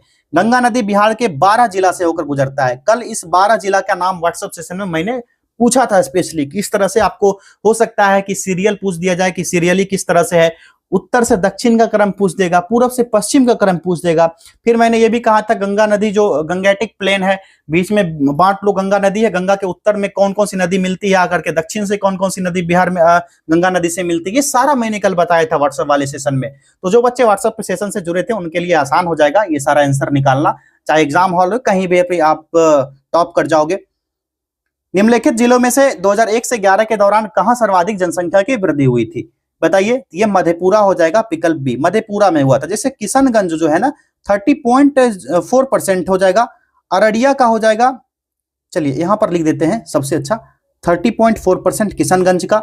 अररिया का पूछा जाए तो 30.3% होगा। खगड़िया का पूछा जाए तो 30.2% होगा। ठीक है, ये सारा चीज ध्यान रखना है। तो मधेपुरा की वृद्धि दर जो है ना 31.12% है, जो राज्य के औसत से काफी अधिक दर्ज किया गया था। ठीक है, इस वजह से ये वाला सर्वाधिक हो जाएगा। आगे देखिए, बिहार राज्य के किन 2 स्थानों पर विशेष आर्थिक क्षेत्र स्थापित किए जाने की घोषणा की गई है? ये पश्चिम चंपारण और बक्सर का क्षेत्र है। विकल्प बी यहाँ पर राइट आंसर हो जाएगा। दोनों स्थान पर लगभग 125 एकड़ जमीन चिन्हित की गई है और इसके लिए 300 करोड़ रुपए खर्च किए जाने का अनुमान है।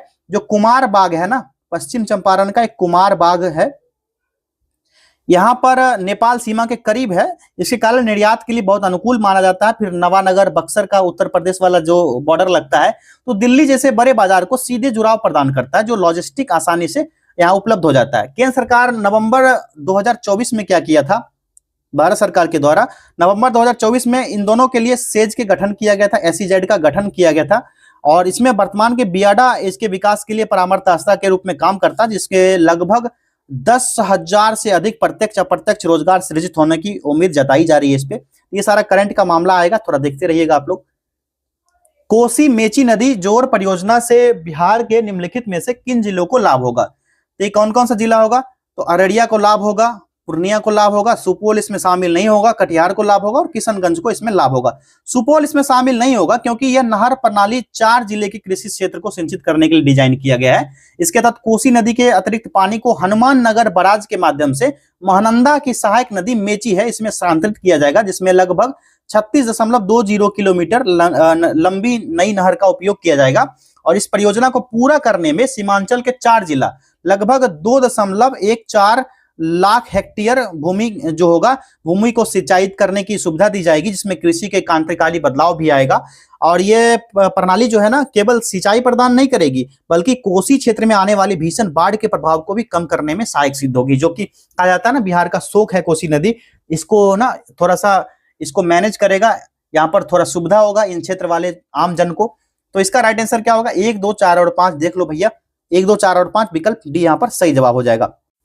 अगला प्रश्न है, बिहार में शहरीकरण के स्तर के संदर्भ में कौन सा कथन सत्य है? ये 4 स्टेटमेंट दिया गया है, विकल्प बी राइट आंसर हो जाएगा। 2011 की जनगणना के अनुसार बिहार में शहरीकरण का स्तर 11.3% था और भारत का औसत शहरीकरण अगर पूछा जाए तो 31.2% था और बिहार का पूछा जाए तो 11.3%। चलिए आगे देखिए, क्वेश्चन नंबर 77 है, बिहार में पारंपरिक जल संरक्षण सिंचाई प्रणाली अहर पाइन मुख्य रूप से किस क्षेत्र में प्रचलित है? ये अहर पाइन है ना, दक्षिणी बिहार का भाग हो जाएगा, विकल्प बी राइट आंसर होगा। अहर मिट्टी का जो ऊंचा मेर होता है जिसमें एक तीन तरफा जलाशय बना होता है, चौथा हिस्सा प्राकृतिक ढलान की ओर खुला रहता है ताकि वर्षा जल नदी या पानी में जमा हो सके। तो बिहार का पारंपरिक जल संरक्षण सिंचाई के लिए जो है ना अहर पाइन प्रणाली मुख्य रूप से ये बिहार, दक्षिणी बिहार का मैदानी इलाका में फेमस है। पाइन जो होता है ना, मानव निर्मित नहर या जलधाराएं होती है जो नदी के अतिरिक्त पानी को मोड़कर दूर स्थित अहर जो नहर होते हैं या सीधे कृषि के खेत में पहुंचाई जाती है। ये व्यवस्था विशेष रूप से गया साइड हो गया और औरंगाबाद साइड हो गया, रोहतास हो जाएगा, नवादा जिला के साइड, ये सब ज्यादा होता है। यहाँ की मिट्टी जो होती है ना, रेतीली ढलान दक्षिण से उत्तर की ओर होती है, साउथ टू नॉर्थ की ओर होती है, इसलिए ये पाइन व्यवस्था वहां पर ज्यादा लागू है। आगे देखिए, प्राचीन भारत का विख्यात राजनीतिज्ञ वत्सकार किसके दरबार के मंत्री पद पर आसीन था? तो सही जवाब इसका हो जाएगा अजातशत्रु का दरबारी था, विकल्प सी राइट आंसर होगा। मौर्यकाल में चाणक्य का अग्रदूत माना जाता था। ये बज्जी संघ जो वैशाली को जीतना चाहता था अजातशत्रु, तो बुद्ध की सलाह पर वत्सकार ने कूटनीति रची थी और लिच्छवी के बीच फूट डाल दी थी। तो जो महापरिनिर्वाण सूत्र है इसमें विस्तार से बताया गया है कि कैसे वत्सकार ने अजातशत्रु की ओर से महात्मा बुद्ध से भेंट किया था, मुलाकात किया था और युद्ध की रणनीति पर चर्चा की थी। ये चीज जानकारी किसमें बताया गया है? अजातशत्रु मिला था किससे? भगवान बुद्ध से, महात्मा बुद्ध से। यह बताया गया है महापरिनिर्वाण सूत्र में। महापरिनिर्वाण सूत्र में यह चीज चर्चा किया गया है। किसका? भगवान बुद्ध और अजातशत्रु के मेल मिलाप का, कैसे मिले थे, कैसे इन्होंने चर्चा किया था इन चीजों को लेकर के। बिहार में स्थित बरौनी तेल शोधक कारखाने का निर्माण किस पंचवर्षीय योजना काल में हुआ था? कल मैंने बोला था पंचवर्षीय योजना पढ़ के आना, तो बताना जरा कौन सा होगा? द्वितीय पंचवर्षीय योजना। कब से कब तक भैया? 1956 से 61 इसके बीच हुआ था और गंगा नदी के उत्तरी तट पर ये स्थित है, नॉर्थ साइड में, गंगा नदी का नॉर्थ साइड में बरौनी तेल शोधक कारखाना स्थित है। किस आदिवासी आंदोलन में परंपरागत अर्थात झूम खेती की तरफ लौटने का आह्वान किया था? ये ताना भगत आंदोलन हो जाएगा, विकल्प ए। ये कब हुआ था ताना भगत आंदोलन? 1914 में छोटा नागपुर के क्षेत्र में, छोटा नागपुर के क्षेत्र में, जो वर्तमान में कहां पड़ता है छोटा नागपुर? भैया झारखंड में पड़ता है। और ये जतरा भगत के नेतृत्व में हुआ था आंदोलन, जतरा भगत के नेतृत्व में। ताना भगत ना शुद्धिकरण पर जोर देता था, जैसे कि मांस मदिरा का त्याग करो, अंग्रेज द्वारा थोपी गई नई कृषि व्यवस्था के बजाय अपनी परंपरागत वहां की झूम खेती होती है, कौन सी? झूम खेती, यानी स्थानांतरित खेती है वहां की, इसको अपनाने की बात कही गई थी। और अंग्रेजी जो थे ना, ब्रिटिश सरकार को लगान देने से मना कर दिया था इन लोगों ने।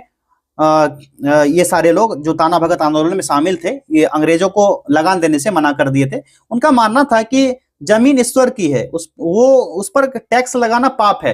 अंग्रेज तुम्हारे बाप का जमीन नहीं है, ये ईश्वर की जमीन है, इस पर तुम टैक्स लगाकर पाप कर रहे हो। आगे चलकर ये फिर आंदोलन महात्मा गांधी के विचार से बहुत प्रभावित हुआ था। ताना भगत ने कांग्रेस के कार्यक्रम में बढ़ चढ़कर हिस्सा भी लिया, फिर गांधीवादी जीवन शैली का पालन करते थे ये सारे लोग।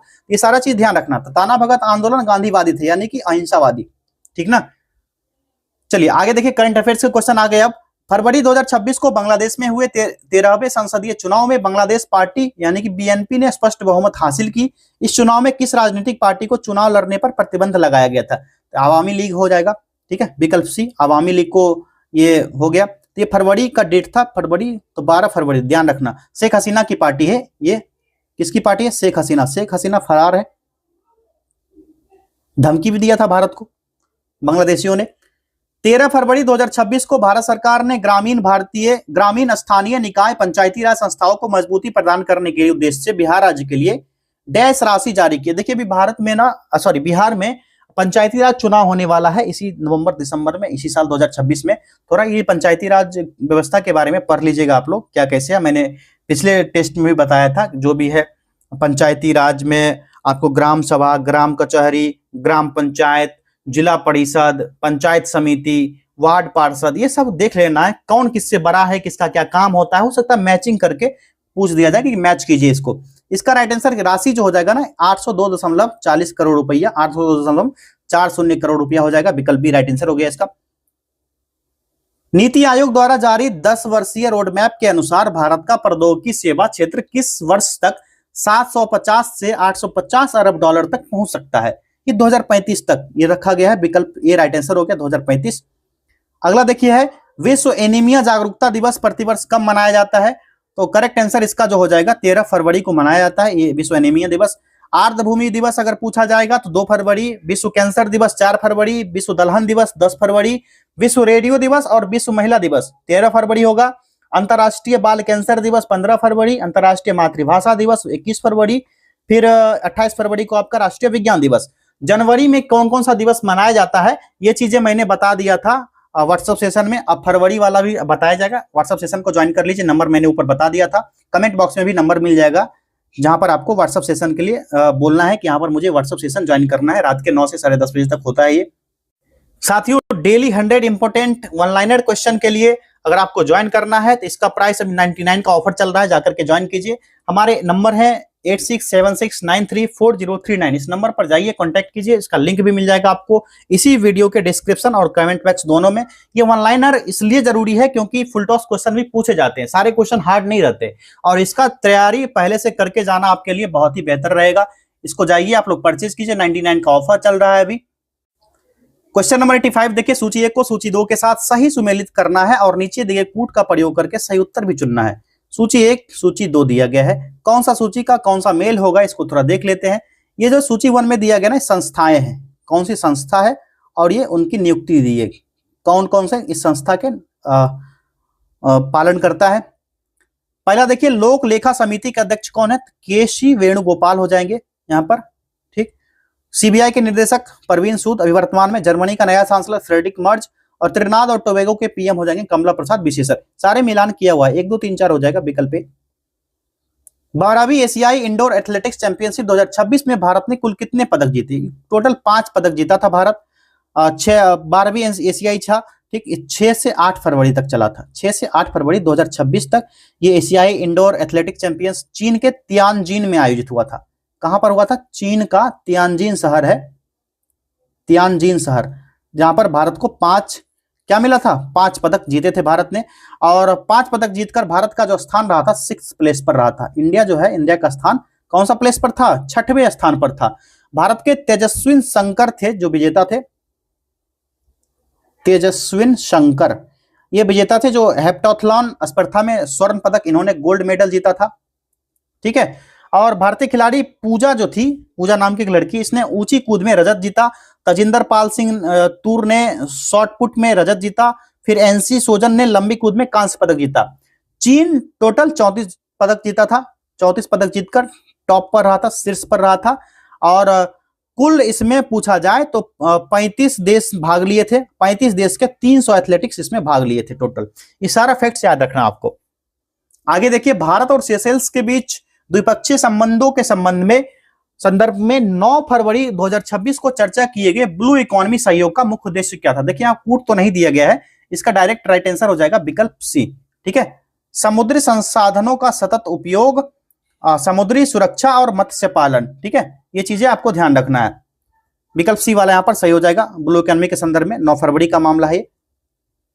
निम्नलिखित में से कौन विश्व दलहन दिवस 2026 का थीम है? कल मैं थीम लिखवा रहा था, सारे थीम लिखवाए थे मैंने, अभी फरवरी में नहीं आए, जनवरी वाला सारा लिखवा दिया था। तो विश्व दलहन दिवस प्रतिवर्ष 10 फरवरी को मनाया जाता है। तो इसका थीम जो रखा गया था ना, थीम था विश्व की दलहन सादगी और उत्कृष्टता की ओर। विकल्प सी यहाँ पर करेक्ट हो जाएगा। तो व्हाट्सएप सेशन में ये चीज करवाया जाएगा, अभी नहीं करवाया गया है। जनवरी वाला सारा थीम हो गया, फरवरी वाला करवाया जाएगा अभी। निम्न में से आईसीसी पुरुष T20 विश्व कप 2026 में कुल कितने देश के टीमों ने भाग लिया था? टोटल 20 टीम इसमें भाग लिए थे और ये इंडिया, अपना प्यारा भारत इस बार जीत गया। स्काई की कैप्टेंसी में सूर्य कुमार यादव कैप्टेंसी थे। 7 फरवरी से 8 मार्च तक ये वर्ल्ड कप चला था। श्रीलंका और भारत दोनों की संयुक्त मेजबानी थी, दोनों देश में हुए थे, क्योंकि इसमें बाधक था पाकिस्तान, बोका पाकिस्तान इसमें बाधक था, जिसकी वजह से श्रीलंका में भी करना पड़ा। अगला देखिए, किस देश ने 6 फरवरी से 22 फरवरी 2026 तक विंटर ओलंपिक्स की मेजबानी की थी? तो ये था विकल्प ए हो जाएगा इटली, इटली में हुआ था। इसमें कुछ महत्वपूर्ण खेल शामिल हुए थे, जैसे कि अल्पाइन, खेल का नाम मैं लिख रहा हूं यहाँ पर, अल्पाइन स्कीइंग, स्कीइंग ये खेल का नाम है, पहला लिखिएगा। दूसरा ये खेल था एक बाइथलॉन, बाइथलॉन, सारे खेल लिख लीजिएगा, हो सकता है पूछ दिया जाए। बॉबस्ले, बॉबस्ले, और इसमें चौथा लिख लीजिएगा cross country skiing, cross country skiing, skiing, ये सारे खेल इसमें शामिल थे। चलिए आगे देखते हैं अब। क्वेश्चन नंबर 91 है, अंतरराष्ट्रीय भारतीय फिल्म अकादमी पुरस्कार आईफा 2025 समारोह के बारे में असत्य कथन का चयन करें। यहाँ पर असत्य कथन कौन सा है और कूट दिया गया, कूट के हिसाब से यहाँ पर देख लेते हैं। पहला है सर्वश्रेष्ठ फिल्म का पुरस्कार लापता लेडीज ने जीता, तो ये 70वां फिल्म फेयर अवार्ड था 2025 में। कौन सा था? 70वां, ये चीज ध्यान रखना। देखिए पुरस्कार से संबंधित एक वीडियो बनाया गया है, एडुटेरिया का ही है तो वो वाला जाकर के आप लोग देख लीजिएगा। इसका अगर लिंक चाहिए आपको तो व्हाट्सएप पर ले लीजिएगा, नहीं तो आप चैनल पर खोजोगे ना मिल जाएगा ये, नहीं तो सर्च कर लेना प्राइज इंपोर्टेंट प्राइजेस परीक्षा वाटिका सर्च करोगे ये चीज लिख करके तो आ जाएगा ये वीडियो आपको। पहला वाला यहाँ पर सही है बिल्कुल। दूसरा है सर्वश्रेष्ठ निर्देशक का पुरस्कार किरण राव ने जीता, ये भी सही दिया गया है। अगला है प्रमुख भूमिका में सर्वश्रेष्ठ प्रदर्शन करने वाले अभिनेता का पुरस्कार कार्तिक आर्यन को भूल भुलैया 3 के लिए प्रदान किया गया, बिल्कुल सही दिया गया है। चौथा है प्रमुख भूमिका में सर्वश्रेष्ठ प्रदर्शन करने वाले अभिनेत्री का पुरस्कार नितांशी गोयल को लापता लेडीज के लिए प्रदान किया गया, ये भी सही दिया गया। चारों के चारों सही दिए गए। असत्य कथन का भैया बोला जा रहा है, कोई भी यहाँ पर असत्य नहीं है, उपयुक्त में से कोई नहीं, विकल्प डी राइट आंसर हो गया इसका। आगे, हाल ही में बामनवास कांकर पंचायत को किस राज्य की पहली पूर्णतः जैविक ग्राम पंचायत घोषित किया गया है? यह राजस्थान का पंचायत है। देखिए पंचायती राज व्यवस्था भी नागौर जिला से स्टार्ट हुआ था, जब पंचायती राज व्यवस्था आई थी, बलवंत राय मेहता समिति पढ़ोगे आप लोग। अब देखिए जैविक ग्राम पंचायत भी स्टार्ट होता है राजस्थान से ही। तो यहाँ पर बामनवास के बारे में पढ़ लेना आप लोग, एक बार गूगल कर लेना, बामनवास कांकर पंचायत। ठीक, आगे देखिए, किस यूरोपीय देश ने 16 वर्ष से कम उम्र के बच्चों के लिए सोशल मीडिया प्लेटफॉर्म पर प्रतिबंध लगाने की घोषणा की है? यह हो जाएगा स्पेन। स्पेन इस पर रोक लगा दिया है, जैसे कि आप वहां के बच्चे फेसबुक नहीं यूज कर सकते हैं, वहां के बच्चे इंस्टाग्राम नहीं यूज कर सकते हैं, वहां के बच्चे टिकटॉक नहीं यूज कर सकते। देखिए इंडिया में टिकटॉक पहले से बैन है, लेकिन यहाँ पर टिकटॉक चल रहा है लेकिन बच्चे वहां पर यूज नहीं कर सकते। यह घोषणा वहां के प्रधानमंत्री पेड्रो सांचेज ने किया। वहां के प्रधानमंत्री का नाम है पेड्रो सांचेज। दुबई में आयोजित हुआ था एक विश्व सरकार शिखर सम्मेलन, इस दौरान इसने प्रतिबंध लगाने की बात कही थी। और सोशल मीडिया पर प्रतिबंध लगाने वाला पहला देश अगर पूछा जाए तो फर्स्ट देश जो होगा, फर्स्ट कंट्री जो हो जाएगा, ऑस्ट्रेलिया हो जाएगा। सबसे पहले सोशल मीडिया पर प्रतिबंध ऑस्ट्रेलिया ने लगाया था। ठीक है, अगला है, भारत की पहली सेंट्रल बैंक डिजिटल करेंसी आधारित सार्वजनिक वितरण प्रणाली का उद्घाटन कहां किया गया? इसका उद्घाटन हुआ था गांधीनगर गुजरात में हुआ था। कब हुआ था? तो 15 फेब 2026 को महात्मा गांधी गांधीनगर गुजरात में देश की पहली सेंट्रल बैंक डिजिटल करेंसी आधारित सार्वजनिक वितरण प्रणाली का उद्घाटन किया गया, जिसमें सार्वजनिक वितरण प्रणाली को 4 जिला, वहां का अहमदाबाद, आणंद जिला, वलसाड और सूरत में यह लागू हुआ। पूरी तरह से आरबीआई के डिजिटल रुपए पर आधारित है, जो कि टोकन के माध्यम से राशन वितरण करेगी। जो वहां का सीबीडीसी है ना, सीबीडीसी, इस पर आधारित पीडीएस प्रणाली को पंजाब नेशनल बैंक के सहयोग से विकसित किया गया है। इसके बाद 15 फरवरी 2026 को गांधीनगर में अन्नपूर्ति नाम अनाज एटीएम लॉन्च भी किया गया। अन्नपूर्ति नाम है उसका, अन्नपूर्ति अनाज एटीएम। ये एटीएम है अनाज का, इस एटीएम से निकलेगा अनाज। ठीक है, और 35 सेकंड में 25 किलो अनाज वितरित कर सकता है। कितना? 35 सेकंड में 25 किलो अनाज। अगला है, हाल ही में चर्चा में रहा संसदीय शब्दावली सारगर्भित प्रस्ताव का अर्थ क्या है? यह ना एक स्वतंत्र प्रस्ताव है जो किसी महत्वपूर्ण विषय पर सदन का निर्णय लेने के लिए पेश किया जाता है। विकल्प सी राइट आंसर हो जाएगा। ये विशेषकर अधिकार हनन से अलग होता है, जिसमें आमतौर पर जांच समिति बनती है। प्रस्ताव गलत सदन में अगर जानकारी मिलता है, गलत जानकारी दिया जाता है सदन में, तो असंसदीय भाषा का उपयोग और राष्ट्र विरोधी गतिविधियों के आरोप के आधार पर इसको लाया जा सकता है। आर्टिकल 105 में संसद के सदन में बोलने की आजादी है, लेकिन सदन को जानबूझकर गुमराह नहीं कर सकते हैं। और इसी तरह आर्टिकल 194 इसी से संबंधित करिए, तो इसके तहत राज्यसभा विधानसभा के सदस्य को विशेषाधिकार शक्ति से संबंधित है। ये दोनों आर्टिकल आप लोग ध्यान रखिएगा, इससे जुड़ा हुआ है, तो हो सकता है यहां से क्वेश्चन बनने की संभावना ज्यादा है। अगला है, नई दिल्ली के भारत मंडपम में आयोजित इंडिया एआई इंपैक्ट समिट 2026 की मुख्य थीम क्या थी? इसका था सर्वजन हिताय सर्वजन सुखाय। ये वाला सही होगा। आयोजन कब से कब तक हुआ था? यह हुआ था 16 से 20 फरवरी 2026 तक यह आयोजित हुआ था, नई दिल्ली में हुआ था। और इसका उद्घाटन इनके द्वारा किया गया, मोदी जी के द्वारा। और सम्मेलन में इलेक्ट्रॉनिक्स सूचना प्रौद्योगिकी मंत्रालय के द्वारा आयोजित हुआ था और पहली बार ग्लोबल साउथ क्षेत्र में आयोजित किया गया था। कौन से क्षेत्र में? ग्लोबल साउथ एरिया में आयोजित हुआ था ये।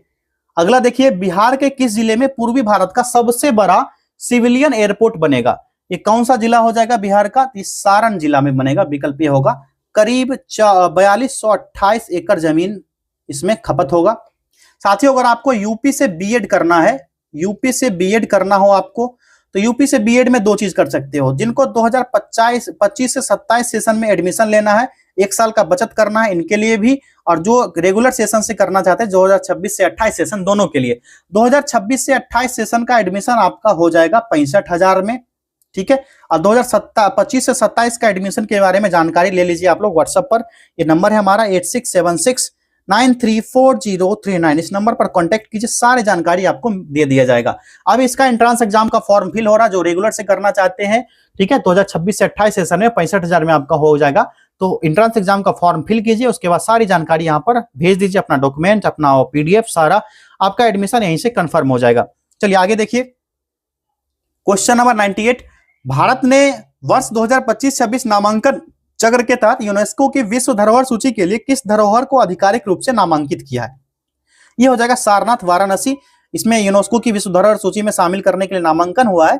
वाराणसी के निकट एक सारनाथ है, जो प्रमुख बौद्ध तीर्थ स्थल है, जहां गौतम बुद्ध ने ज्ञान प्राप्ति के बाद अपना पहला उपदेश दिया था सारनाथ में, इसलिए इसको यूनेस्को की विश्व धरोहर स्थल में शामिल करने का बात कहा जा रहा है। अगला देखिए, 18वीं भारतीय वन स्थिति रिपोर्ट 2023 के बारे में निम्नलिखित कथनों पर विचार कीजिए। कल वाले व्हाट्सएप सेशन में मैंने बताया था कि 2019, 21, 23 तीनों का वन स्थिति रिपोर्ट देख लेना, बिहार वाला। तो अगर बिहार का देखे होगे आप लोग, तो भारत वाला भी देख लियो। जैसा मैं बोल रहा हूं ना, ठीक उसी तरह करते जाइए। देखिए उस तरह के क्वेश्चन आ रहे हैं, कोई मैं यहाँ पर देख कर नहीं बोल रहा हूँ। कल भी बताया था मैंने, जो भी सेशन में मैं बात जो कर रहा हूँ, बिल्कुल आपके सिलेबस के अकॉर्डिंग कर रहा हूँ बात। यहाँ से क्वेश्चन बनेंगे, किस तरह से बनेंगे वो भी देख लीजिए। देखिए यहाँ स्टेटमेंट वाइज दिया गया। पहला स्टेटमेंट है, क्षेत्रफल के अनुसार सर्वाधिक वनावरण वाले राज्य का क्रम मध्य प्रदेश, अरुणाचल प्रदेश और छत्तीसगढ़ है। इसी तरह अगर जो राज्य का क्रम पूछ दिया जाए, अगर बिहार के संदर्भ में कौन कौन सा जिला दे देगा, यहाँ तो राज्य दे दिया गया, जिला दे दिया जाएगा, तो ये वाला क्या है, सही पूछा जा रहा है, बिल्कुल सही है। दूसरा है, सर्वाधिक वनावरण में वृद्धि वाला राज्य मिजोरम, ठीक है, ये भी सही है, मिजोरम है। और कुल वन स्थिति रिपोर्ट में ना भारत का क्षेत्र हो जाएगा 7,15,343 वर्ग किलोमीटर हो जाएगा, और कुल क्षेत्रफल का 21.76% ये शामिल है वन आवरण का क्षेत्र, ठीक है। तो वनावरण जिले में क्रम हो जाएगा मध्य प्रदेश, अरुणाचल प्रदेश, छत्तीसगढ़। सर्वाधिक वनावरण मिजोरम में होगा। सर्वाधिक मैंग्रोव वृद्धि वाला राज्य पश्चिम बंगाल, सुंदरबन डेल्टा, याद होगा आपको। तीनों के तीनों यहाँ पर सही है, 1, 2, 3 सही हो जाएंगे सारे। चलिए आखिरी प्रश्न है आज के टेस्ट का, क्वेश्चन नंबर 100। हाल ही में पवित्र त्योहार हेरात पोस्ते कहाँ मनाया गया? ये जम्मू कश्मीर में मनाया गया था, विकल्प डी सही हो जाएगा। भगवान शिव जो हरा है, ठीक है, हेरात, हेरात जो है ना इस तरह से बना हुआ है, हेरात बना है हरा और रात्रि से, रात्रि। हरा मतलब होता है भगवान शिव, भगवान शिव, ठीक। रात्रि मतलब रात, जो भगवान शिव और देवी पार्वती के मिलन का स्मरण कराता है, और भगवान शिव माता पार्वती के विवाह का प्रतीक है। हेरात के दौरान ना की जाने वाली पूजा जो होती है, वटकनाथ पूजा होती है, ठीक है। इस पूजा का नाम होता है वटकनाथ पूजा। और महाशिवरात्रि में कश्मीरी घाटी के स्थानीय रूप में ना इसको हेरात कहा जाता है, और प्रसाद के रूप में अखरोट इसमें बंटता है। यहाँ प्रसाद जो होता है ना, अखरोट जो होता है ना, यहाँ पर दिया जाता है, ये प्रसाद होता है वहां का। जब ये पूजा होता है तो प्रसाद के रूप में आपको अखरोट मिलेगा, ठीक है।